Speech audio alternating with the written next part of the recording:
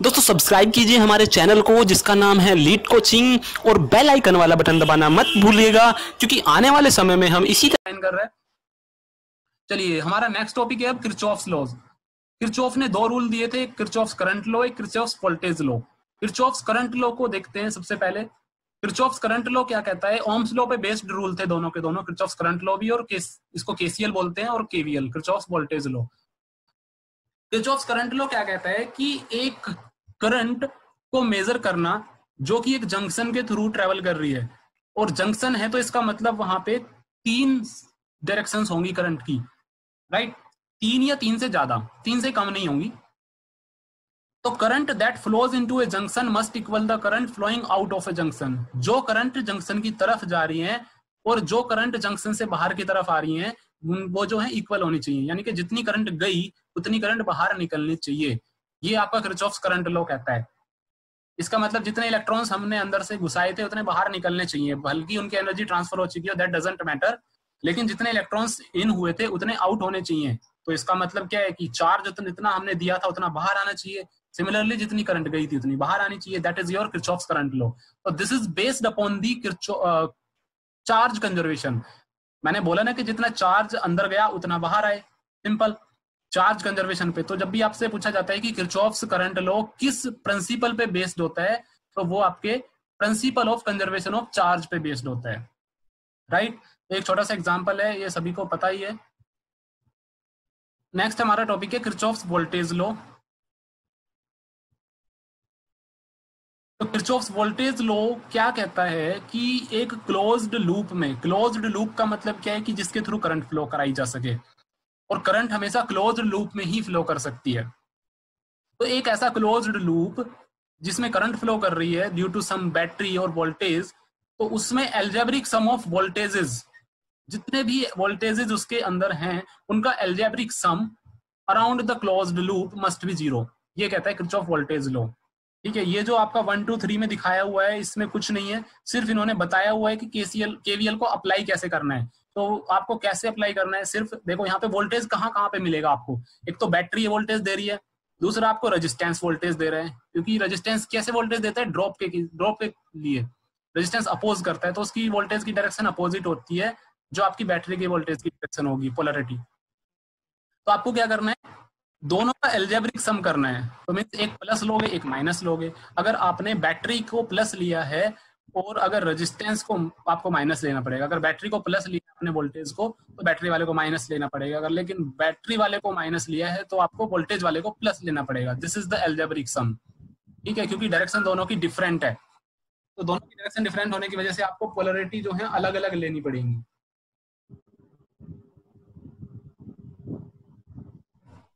अब इनको अप्लाई कैसे करना है कि इसका जो एल्जेब्रिक सम है वो 0 होना चाहिए। तो यहाँ पे आप देखिए इसने ई क्या है? ईएमएफ, यानी कि बैटरी, इसको माइनस लिया है। इसको माइनस लिया है तो जो आपके वोल्टेज रेजिस्टेंस के अक्रॉस हैं उनको प्लस लेना पड़ेगा, जैसा मैंने आपको बोला। तो सबका इसने एल्जेब्रिक सम कर दिया is equal to 0। This is KVL, that's it. तो ये आपको केवीएल ऐसे अप्लाई करना है। कोई भी एक क्लोज लूप ले लेना है, अगर एक से ज्यादा लूप भी तो भी कोई दिक्कत नहीं है, अलग अलग लूप बना लेना है और इसी तरीके से केवीएल को अप्लाई करना है आपको। नेक्स्ट टॉपिक है हमारा sources. AC source, DC source, voltage source, current source, dependent source, independent source. तो बहुत सारी कैटेगरी में हमने सोर्स को डिफाइन किया है। सोर्स मतलब जो कुछ प्रोड्यूस करने की एबिलिटी रखता है।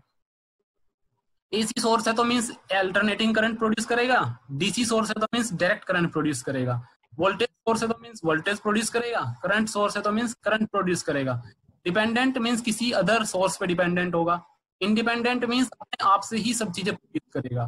ठीक है, तो हम देखते हैं 1 by 1। वोल्टेज सोर्स पे आते हैं। सबसे पहले वोल्टेज सोर्स, सबसे पहला टॉपिक हमारा वोल्टेज सोर्स। वोल्टेज सोर्स में हमारा पहला है AC voltage source. AC voltage source का सिंबल होता है ये वाला, हम सर्किल से हमेशा रिप्रेजेंट करते हैं एसी सोर्स को, ठीक। और अंदर आप ये एसी सिंबल लगाओगे, बाहर वी लिखोगे तो एसी वोल्टेज सोर्स को डिफाइन कर रहे हैं। और ये इंडिपेंडेंट है, मींस किसी अदर सोर्स पे डिपेंड नहीं है। सिमिलरली डीसी वोल्टेज सोर्स को आप अंदर प्लस माइनस पोलैरिटी दिखा के डिफाइन करते हो, क्योंकि एसी में कोई पोलैरिटी नहीं होती है, इसलिए यहाँ पे कोई पोलैरिटी डिफाइन नहीं हमने। लेकिन डीसी में पोलैरिटी होती है। DC is unilateral, AC is bilateral. AC voltage source आपका डिपेंडेंट कैसे शो किया जाएगा? देखिए यहाँ पे मैंने दो सोर्स दिखाए हैं, एक V बाई एक V दिखाया है यहाँ पे मैंने, एक V/2 दिखाया है। दोनों अलग अलग कैसे हैं? जो आपका V है ये एक AC सोर्स है बट ये इंडिपेंडेंट है। This is AC source but independent, and this is also AC source but this is dependent. इसकी वैल्यू क्या है? V/2। इसका मतलब ये इस पे डिपेंड कर रहा है, जितनी वैल्यू इसकी होगी उसका हाफ ये डिलीवर करेगा। तो इसका मतलब क्या हुआ कि ये डिपेंड है इस अनदर सोर्स पे, तो इसलिए इसको हम डिपेंडेंट सोर्स बोलते हैं। तो दोनों तरीके के सोर्सेज से आपको डील करने के लिए नेटवर्क्स में। सिमिलरली डीसी वोल्टेज सोर्स है आपके पास में, वो भी आपको इसी तरीके से रिप्रेजेंट है। V है तो ये 2V है, इसका ट्वाइस ऑफ वोल्टेज इसके पास में डिलीवर करने के लिए है। सिमिलरली करंट सोर्सेज हमारे पास AC current source, DC current source, AC current source independent और इंडिपेंडेंट, ठीक है, दोनों आपको दिखाए हुए हैं। नेक्स्ट वोल्टमीटर एंड एमीटर का कंसेप्ट में आपको सिर्फ ये पता करना है कि वोल्टमीटर और एमीटर, आइडियल वोल्टमीटर क्या होता है, आइडियल एमीटर क्या होता है, तो ये आप खुद से करेंगे, इसको मैं नहीं बताऊंगा। वोल्टमीटर और एमीटर क्या है और काम क्या होता है, इनको कनेक्ट पैरेलल में करते हैं क्या सीरीज में करते हैं, और इनका आइडियल रेजिस्टेंस कितना होता है, ये आपको खुद से करना है। नेक्स्ट टॉपिक है हमारा ट्रांसफॉर्मेशन ऑफ सोर्सेज। ट्रांसफॉर्मेशन का मतलब क्या है कि हमारा एक टॉपिक होता है ट्रांसफॉर्म करना, कि वोल्टेज को करंट सोर्स में बदल दो और करंट को वोल्टेज सोर्स में बदल दो। उसको कैसे बदलते हैं? ये मैंने एक वोल्टेज सोर्स लिया हुआ है, इसका सीरीज में रेजिस्टेंस लगा हुआ है 2 ओम। आपको कोई भी सर्किट दे दिया जाए, आपको इसी तरीके से उसको कन्वर्ट कर लेना है, ठीक है। कन्वर्ट कैसे करोगे? थेवेनिन थ्योरम से मैंने कन्वर्ट करना आपको बताया हुआ है, जिसमें क्या होता है, एक वोल्टेज सोर्स होता है, एक सीरीज रेजिस्टेंस होता है। कोई भी सर्किट, कितना भी बड़ा सर्किट आपको दे दिया जाए, आप उसको इस तरीके से कन्वर्ट कर लोगे, एक सिंगल वोल्टेज सोर्स और एक सिंगल रेजिस्टेंस, सीरीज रेजिस्टेंस। अब आपको क्या करना है, एक्स और वाई को शॉर्ट कर लेना है। एक्स और वाई को शॉर्ट कर दोगे, फिर उसमें करंट निकाल लेनी है। तो short circuiting X Y, so I S, short circuit करके जो करंट आएगी वो कितनी हो जाएगी? V/R 6/2 = 3 ampere, right. अब आपको क्या करना है, ओपन सर्किट रेजिस्टेंस निकालना है। ओपन सर्किट रेजिस्टेंस मींस यहाँ पे आपने इसको शॉर्ट किया था एक्स वाई को, अब आप इसको ओपन कर दो। ओपन करके हम रेजिस्टेंस निकालते हैं, तो जितने भी सोर्सेज होते हैं उनको हम रिमूव कर देते हैं। जैसे वोल्टेज सोर्स है तो उसको शॉर्ट कर देंगे, करंट सोर्स होता है तो उसको ओपन कर देते हैं। याद रखना, वोल्टेज सोर्स को हमेशा शॉर्ट करते हैं और करंट सोर्स को हमेशा ओपन करते हैं। तो ये वोल्टेज सोर्स है, इसको शॉर्ट कर दिया, तो यहाँ से जब रेजिस्टेंस देखोगे तो सिंगल रेजिस्टेंस है 2 ओम का, तो R = 2 ओम वैल्यू रख दी मैंने। एक से ज्यादा रेजिस्टेंसेज होते तो उनको मैं नेट इफेक्ट निकाल लेता। तो इक्विवेलेंट कांस्टेंट करंट सोर्स आपने बना दिया, जिसके अंदर 3 एम्पियर की करंट फ्लो कर रही है, ये रही, और उसके पैरेलल में आपको ओपन सर्किट रेजिस्टेंस लगाना है, R = 2 ओम निकल के आया है जो, तो ये आपका करंट सोर्स में कन्वर्ट हो गया। सिंपल सा प्रोसेस है, आपको सबसे पहले इसमें कन्वर्ट कर लो, आसान रहेगा। आप बड़ा सर्किट सोल्व करोगे वो आपके लिए मुश्किल क्रिएट करेगा R और IS निकालने में, ऐसा कर लोगे तो बहुत आसान हो जाएगा। सिमिलरली सेकंड एग्जांपल हमारे पास में, इसमें मैंने करंट सोर्स को वोल्टेज सोर्स में कन्वर्ट किया है। तो आपको कोई भी सर्किट दिया हुआ है, आपको करंट सोर्स में कन्वर्ट करना है, तो आप नॉर्टन थ्योरम लगा के कर सकते हो। उसमें क्या होता है, एक नॉर्टन रेजिस्टेंस और एक नॉर्टन शॉर्ट सर्किट करंट होती है, ISC जिसको बोलते हैं, और एक RN होता है। थेवेनिन की तरीके से ही होता है, ये भी आगे देखेंगे आगे, ठीक है। तो यहाँ पे आप लोग क्या कर पा रहे हो, V = IR फॉर्मूला लगाया, तो आपने वोल्टेज निकाल लिया 12 वोल्ट। सीरीज रेजिस्टेंस R = 3 ओम, ये आपको दिया ही हुआ है। क्यों? आप जैसे इसको ओपन करोगे तो आपका करंट सोर्स है, करंट सोर्स को शॉर्ट नहीं करते, करंट सोर्स को ओपन करते हैं। इसको ओपन कर दोगे, यहाँ से जब रेजिस्टेंस देखोगे तो सिर्फ 3 ओम दिखेगा, तो R = 3 ओम। तो इक्विवेलेंट सर्किट आपने बना दिया वोल्टेज सोर्स का। सीरीज में रेजिस्टेंस लगाते हैं वोल्टेज सोर्स में, और करंट सोर्स में पैरेलल में लगाते हैं। सिंपल आपका सॉल्व हो जाएगा। ये बहुत सबसे सिंपल मेथड है ट्रांसफॉर्म करने का सोर्सेज को। अगर आप पूरा सर्किट लेके सोल्व करोगे तो नहीं हो पाएगा। नेक्स्ट हमारा टॉपिक्स है नेटवर्क थ्योरम्स। 4 तरीके की थ्योरम्स हमारे पास में है, थेवेनिन्स थ्योरम और नॉर्टन्स थ्योरम, सुपरपोजिशन थ्योरम और मैक्सिमम पावर ट्रांसफर थ्योरम। चारों नेटवर्क थ्योरम हैं। सर्किट्स जो हमारे बनते हैं KVL KCL से, अगर सोल्व करने में कॉम्प्लेक्स हो जाता है सर्किट, तो उसको आसानी से सोल्व करने के लिए हम इन थ्योरम्स का यूज करते हैं। तो यूज क्या है नेटवर्क थ्योरम्स का वो पता चला। थेवेनिन्स थ्योरम और नॉर्टन्स थ्योरम दोनों ही सेम चीजें से यूज करी जाती हैं, बस दोनों का तरीका अलग है हमारा यूज करने का। वो जो शॉर्ट में मैं इसको बताता हूँ, थेवेनिन्स थ्योरम को हम कैसे सोल्व करते हैं सर्किट को। ये सर्किट दिया हुआ है और आपको इस आउटर 10 ओम के रेजिस्टेंस में करंट निकालना है, कितना करंट फ्लो करेगा। तो आपका सबसे पहला होगा मेथड कि आप लोड रेजिस्टेंस को रिमूव कर लो। लोड रेजिस्टेंस मींस जहां पे हमें काम करना है, तो इसको हमने रिमूव कर दिया। रिमूव करने के बाद आपको ओपन सर्किट वोल्टेज निकालना है, जिसको हम वीटीएच बोलते हैं। तो ये ओपन सर्किट हो गया एक्स वाई टर्मिनल पे, यहाँ पे आपको वोल्टेज निकालना है। तो यहाँ पे आप वोल्टेज निकालोगे तो यह वोल्टेज प्रोड्यूस यहाँ से हो रहा है भाई। तो एक लूप ये बना, आगे करंट जाएगा नहीं क्योंकि ओपन सर्किट है, ओपन सर्किट में करंट फ्लो नहीं करता, तो करंट सिर्फ इतने हिस्से में ही जाएगा। तो एक ही लूप आपके पास हुआ, इस लूप में आप केवीएल लगाओ, कैसे भी निकाल लो, करंट निकाल लो। ठीक है, ये करंट आपकी निकल गई। तो अब आप क्या करोगे, यहाँ पे 5 ओम के अक्रॉस वोल्टेज निकाल लोगे। तो जितना 5 ओम के अक्रॉस वोल्टेज होगा उतना ही इस ओपन सर्किट में वोल्टेज होगा। क्यों, करंट तो फ्लो कर ही नहीं रहा है और पैरेलल में वोल्टेज सेम रहता है। तो ये वोल्टेज इक्वल टू वीटीएच। तो ये कितना है, 5 वोल्ट, तो वीटीएच हो गया आपका 5 वोल्ट। अब आपको रेजिस्टेंस निकालना है, ये ओपन सर्किट रेजिस्टेंस निकालना है। ओपन सर्किट रेजिस्टेंस जब निकालते हैं तो हम सोर्सेज को रिमूव कर देते हैं, मैंने पहले भी बोला था। तो वोल्टेज सोर्सेज को रिमूव करेंगे तो कैसे करेंगे, शॉर्ट करके। देखिए ये शॉर्ट कर दिया। तो यहाँ से आप रेजिस्टेंस निकाल लीजिए, टोटल नेट रेजिस्टेंस कितना आएगा। ये दोनों पैरेलल में है, फिर ये सीरीज में है। इधर से रेजिस्टेंस निकाल रहे हो, हमेशा याद रखना, इधर से रेजिस्टेंस निकाल रहे हो तो ये दोनों पैरेलल में है, फिर इसके साथ सीरीज में है। तो टोटल रेजिस्टेंस जो आपका आएगा वो कितना आ जाएगा, ये इधर हमने निकाला हुआ है, आरटीएच इज इक्वल टू 5 ओम आ गया। फिर आपने इसका इक्विवेलेंट सर्किट बना लिया, वीटीएच, आरटीएच, और जो रिमूव किया था हमने रेजिस्टेंस, लोड रेजिस्टेंस, वो लगा दिया।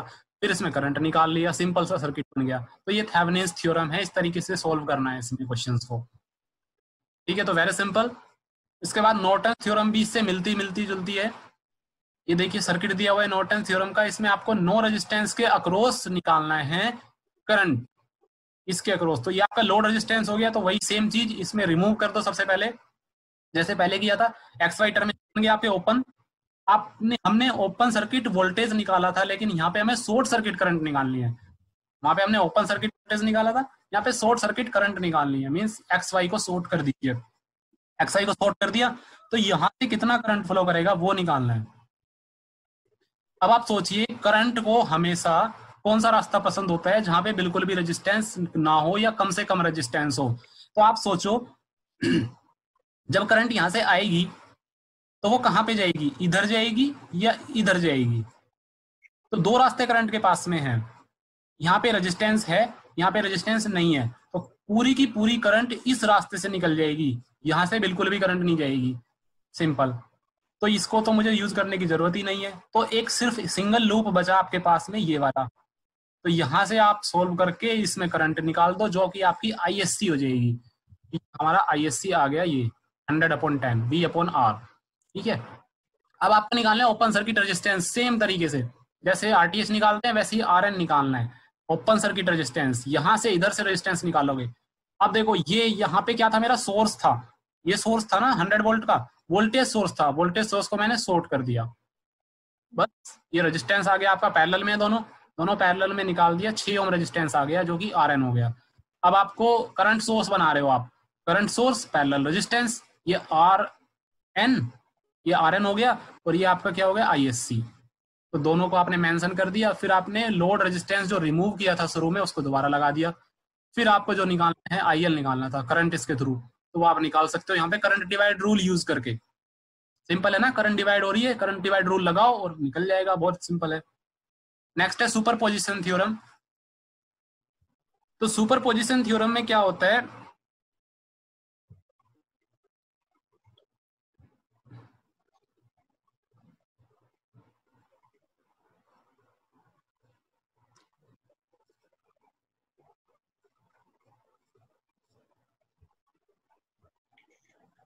भाई रिमूव कर गए क्या बच्चे, 33 हैं अभी हमारे पास।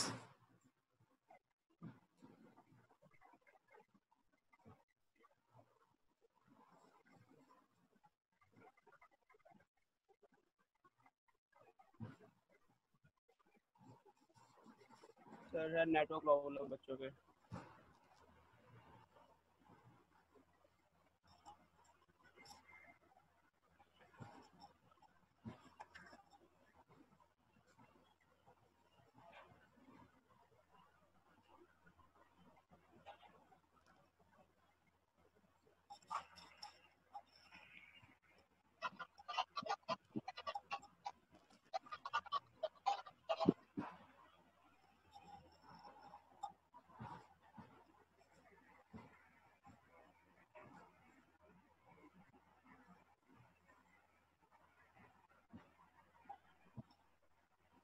ठीक है, स्टार्ट करते हैं, हम अपना कंटिन्यू करते हैं। ये अभी फिनिश होने वाला है हमारा थ्योरेटी पार्ट, फिर डायरेक्ट हम ऑब्जेक्टिव पे आएंगे, क्वेश्चंस करेंगे केवल।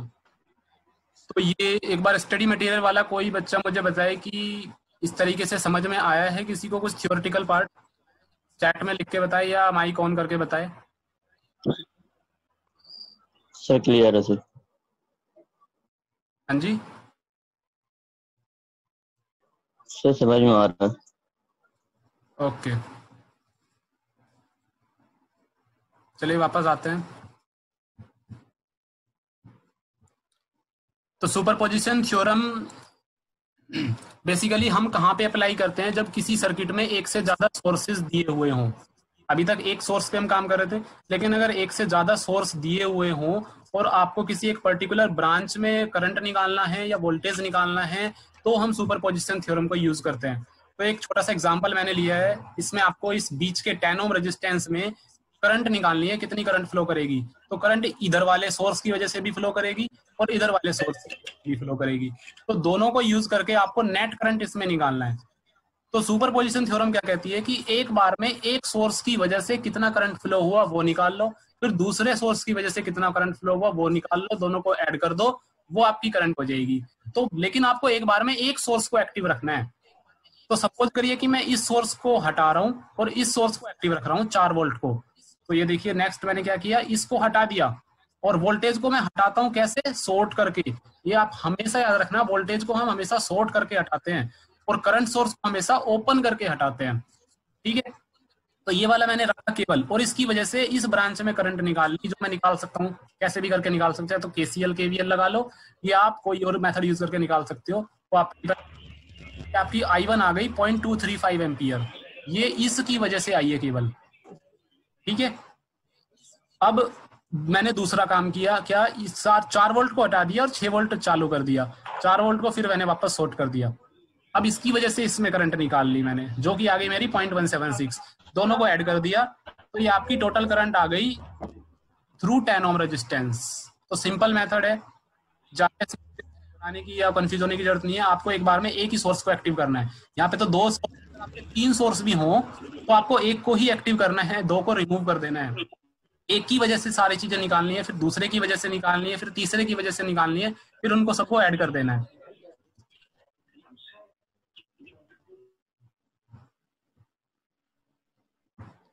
ओके, तो ये आपका सुपरपोजिशन था। ठीक है, बहुत सिंपल है, सुपरपोजिशन में कुछ ज्यादा है। अभी हम ऑब्जेक्टिव्स करेंगे, तो थ्योरेटिकल किस पे बनते हैं वहां पे आपको क्लियर हो जाएगा। मैक्सिमम पावर ट्रांसफर थ्योरम क्या कहती है। ठीक है, मैक्सिमम पावर ट्रांसफर थ्योरम बहुत ही सिंपल और आसान सा फंडा बताती है कि अगर आपने इनपुट में कोई सप्लाई दी और आउटपुट में आप उसको लेना चाहते हो, तो इनपुट की मैक्सिमम सप्लाई आउटपुट में तब जाएगी। सप्लाई हम बोल सकते हैं या पावर आप बोल लीजिए, पावर आपकी इनपुट पावर मैक्सिमम में मैक्सिमम आउटपुट में कब जाएगी, जब आपका लोड रेजिस्टेंस और इंटरनल रेजिस्टेंस इक्वल होगा। यहाँ पे हम कंफ्यूज हो जाते हैं कि इंटरनल रेजिस्टेंस क्या है और लोड रेजिस्टेंस क्या है, या आप कभी कभी आपको लिखा मिलेगा कि सोर्स रेजिस्टेंस और लोड रेजिस्टेंस इक्वल होना चाहिए। ठीक है, तो मैं इसको इसी से बताता हूँ। देखो, हमने अभी थेवेनिन का क्वेश्चन किया था, ये देखिए ये थेवेनिन का क्वेश्चन है। यहाँ पर लोड रेजिस्टेंस मेरा क्या था, ये 10 ओम, जो जिसके थ्रू मेरे को वोल्टेज या करंट निकालना था, ये मेरा लोड रेजिस्टेंस था। बाकी जितना बचा वो सारा का सारा आपका सोर्स रेजिस्टेंस है। तो इस सर्किट में इनपुट यहाँ से दिया जा रहा है, आउटपुट यहाँ पे लिया जा रहा है। जहां पे आउटपुट लिया जा रहा है तो 10 ओम मेरा लोड हो गया, RL मैं इसको बोलूंगा, और बाकी जो बचा वो सारा RS है। तो बाकी कितना बचा उसको मेरे को एक सिंपल से मेथड में कन्वर्ट कर लेना है, जो मैंने लास्ट में किया। जो मैंने RTH निकाला ना, ये ही है आपका RS। RL को हटा के जितना बचा था वो 5 ओम बचा था, वो आपका RS है। तो ये सोर्स रेजिस्टेंस, ये आपका लोड रेजिस्टेंस। तो यहाँ पे सोर्स रेजिस्टेंस और लोड रेजिस्टेंस बराबर नहीं है। इसका मतलब क्या है, मैक्सिमम पावर ट्रांसफर नहीं होगी इनपुट से आउटपुट पे। तो अगर आपको मैक्सिमम पावर ट्रांसफर करनी है इनपुट से आउटपुट पे, तो आपको सोर्स रेजिस्टेंस और लोड रेजिस्टेंस की वैल्यू इक्वल करनी पड़ेगी, यानी कि RI इक्वल्स टू RL होना चाहिए। यहाँ पे इंटरनल रेजिस्टेंस भी बोल देते हैं या सोर्स रेजिस्टेंस आप बोलिए।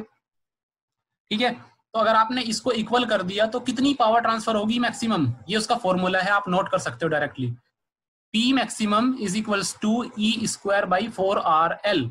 RL लोड रेजिस्टेंस हो गया आपका, E क्या है, E है यहाँ पे EMF बोला है इसने, लेकिन हमारा क्या निकलेगा, हमारा निकलेगा VTH। E यहाँ पे क्या है, एक्चुअल में VTH है, क्योंकि हम सर्किट को कन्वर्ट कर चुके होंगे थेवेनिन थ्योरम से इस फॉर्म में, और सोर्स रेजिस्टेंस और लोड रेजिस्टेंस की वैल्यू को इक्वल कर चुके होंगे। तो लोड रेजिस्टेंस की वैल्यू यहाँ पे आ जाएगी, यहाँ पे आपकी VTH की वैल्यू आएगी, तब आपकी मैक्सिमम पावर निकल जाएगी। ये आपका फॉर्मूला है मैक्सिमम पावर निकालने का, सिंपल। तो आपको जो मैक्सिमम पावर ट्रांसफर थ्योरम करनी है उसमें आपकी थेवेनिन थ्योरम यूज होगी सबसे पहले तो, VTH निकालने के लिए और RTH निकालने के लिए। फिर RTH को आप RL के इक्वल रख दोगे और पावर मैक्सिमम का फॉर्मूला निकल जाएगा, फॉर्मूले से वैल्यू निकल जाएगी। ठीक है, नेक्स्ट टॉपिक है हमारा कैपेसिटर।